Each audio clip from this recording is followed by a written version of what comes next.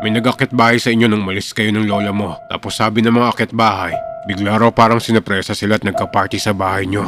Story time.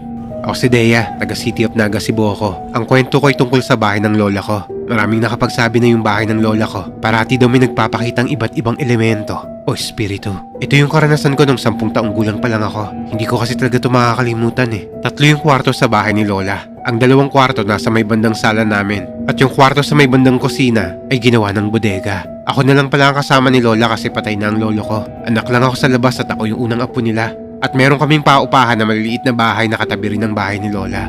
Isang gabi, wala kami sa Cebu ng araw na nangyari ito. Kasi nagpunta kami sa may Iligan City ng lola ko. Nandun kasi nakatira yung bunsong anak niya. Taga doon kasi sa Iligan yung napangasawa. Kaya bumisita kami doon ng 1 linggo. Sa pang-5 araw namin sa Iligan, nag-chat at nag-text sa amin yung mga nangungupahan sa katabing bahay namin. Ang sabi, meron daw mga nag-akit bahay kagabi sa bahay ni lola. Pero hindi daw natuloy yung gagawin nilang masamang pakay sa pagloob sa bahay. Tapos nakita na lang daw na nagkulong yung mga akit bahay sa CR doon sa may bakuran. Habang binabantayan at tinatahulan sila ng 7 aso namin. At ang mga nakakita sa kanila, yung mga taong nangungupahan sa pinapaupahan naming bahay.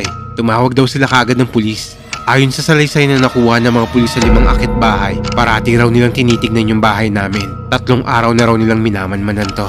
Hanggang sa ika-4 na araw, dun na nila inakit yung bahay namin. Kasi dito na raw sila nakakuha ng pagkakataon dahil walang tao sa bahay at sobrang tahimik na nga raw sa loob ng bahay.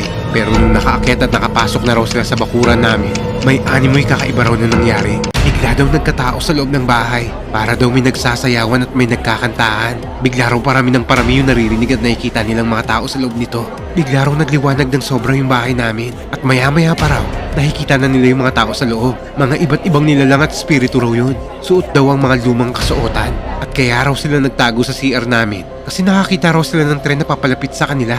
Hindi raw nila alam paano nangyari to. Nagmistulang napunta raw sila sa kakaibang mundo. Nung nakita raw sila ng pulis, nakatulala at nakatakip na yung mga kamay nila sa tenga nila. Hanggang sa ngayon nakakulong pa rin sila dahil marami na raw silang nagawang krimen. Ito yung pag-amin nila na hindi mapaniwalaan ng mga pulis. Dahil imposible naman daw yung salaysay nila. Pero ang pinagtataka nila, bakit sila parang nagmistulang mga bata na takot sa nakita nila? Hindi man mapaniwalaan to ng iba, pero naniniwala ako rito. Nandito sila, may kasama tayong ibang nilalang sa mundong to.